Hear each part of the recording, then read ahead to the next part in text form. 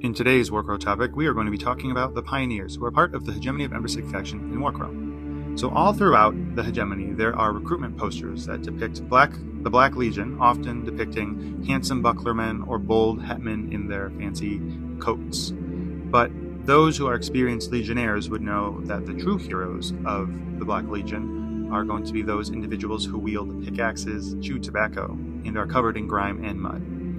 These individuals are known as the Pioneers. So the role of the Pioneers within the hegemony kind of structure, right? Because as I mentioned in the Bucklerman video, the hegemony has a very kind of strict and hierarchical organization of their military. And so the Pioneers' job is to move ahead of the main army. What they're going to be doing while they're kind of acting as this vanguard force is they are going to be disrupting enemy traps and creating traps of their own. They're also going to be digging ditches as well as planting explosives. They're doing this all usually over the cover of night and when their allies are at rest.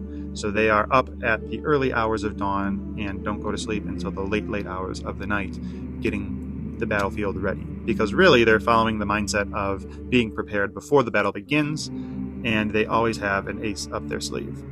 So most of the Pioneers are Ghent dwarves, and so the word Ghent stands for renegade, or the renegades. The Ghent are dwarves who were or are members of dwarven society that favors progress, prosperity, and order, and it is largely made up of miners and caravaneers, which are the two lowest castes of dwarves within the Mount Haven culture. And so these dwarves, while they still respect their ancestors, they also desire to forge their own path. And so instead of following the will of the Mount Haven caste system and the Great Plan, they found a path to freedom, and it was the hegemony that offered them this freedom. And this all began when a human caravaner posed a question to his dwarven companion while they were on the trail in the frozen deserts of Baklia, which was the question of, why don't you take a share of the profit, meaning the profit they're going to make when they finish this job. And for this dwarf, it was not allowed for him to take the earnings, because in his caste system he wasn't allowed to kind of share in the wealth.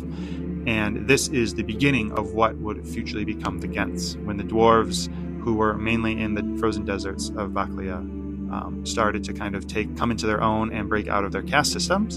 And so when Baklia joined the hegemony, the Ghent joined as well. So why is this cool? One, I like that we're getting cultural ties between Mount Haven and the hegemony. Like, the Pioneers still always have a battle plan. If you've seen my War Augur video for Mount Haven, we know that Mount Haven is very big on like their master plan. But for the Pioneers, it's a little bit more, kind of militaristic focused, and they are able to they have tricks, which is really more hegemony, right? They're more of a toolkit and a Swiss Army knife, and they can apply different tricks to whatever the battlefield needs. Also, just looking at them aesthetically, I love their mustaches. They're just very great and wonderful, and just the design for the pickaxe guns is so cool, right? Like, we think of classic weapons with like bayonets on the front, but instead they have these long bullet pickaxe style blades coming out from either end of the front muzzle of the weapon. And with that, this lore video about the Pioneers comes to an end. Don't forget to follow this channel to get more Warcrow lore, and if you survive the fog, I'll see you in the next video.